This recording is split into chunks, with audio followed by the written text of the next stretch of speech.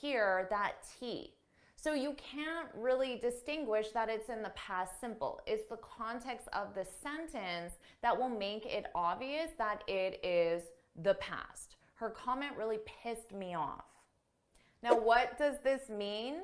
To piss someone off, this means to make someone really angry. Now, note that this is an informal expression and it can also be considered impolite. It would be considered impolite if your name is Mark and I said, Mark, you're really pissing me off. That would be impolite. But native speakers commonly use this to complain about people.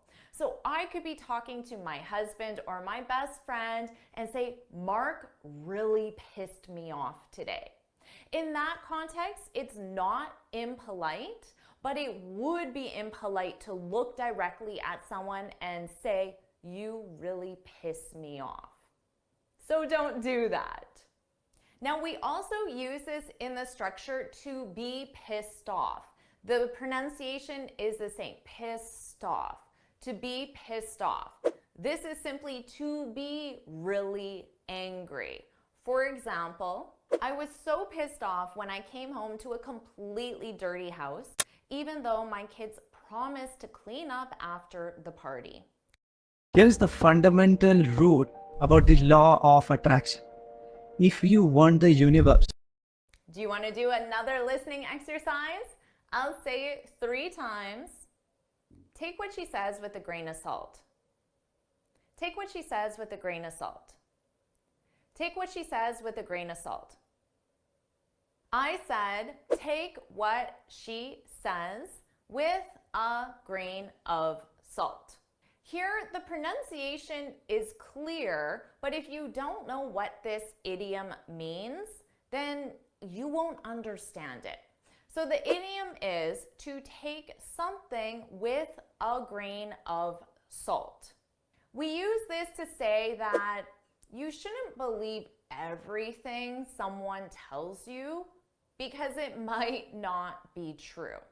So let's say your friend tells you that, oh, Gina says she'll help me move this weekend.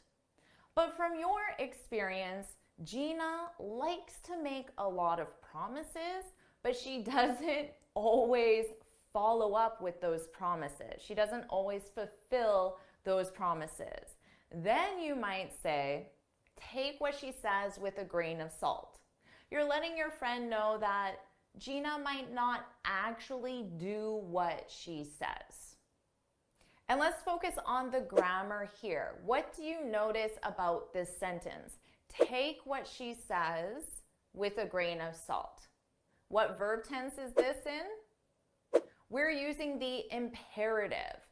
Take is in the imperative because the sentence begins with a base verb. There's no subject here. That's how you can identify the imperative. And the imperative is used to give instructions, orders, or suggestions.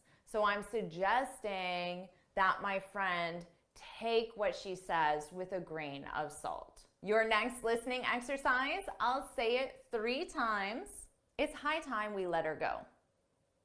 It's high time we let her go. It's high time we let her go. I said, it's high time we let her go. For pronunciation, let's talk about let her go. Let her go.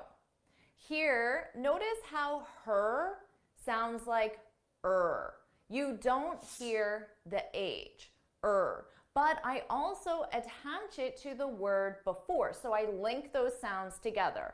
Let her, let her, let her, let her go. Let her go. It's high time we let her go. Let's look at the expression, it's high time. When you say it's high time that something should happen, you're saying that something should happen now and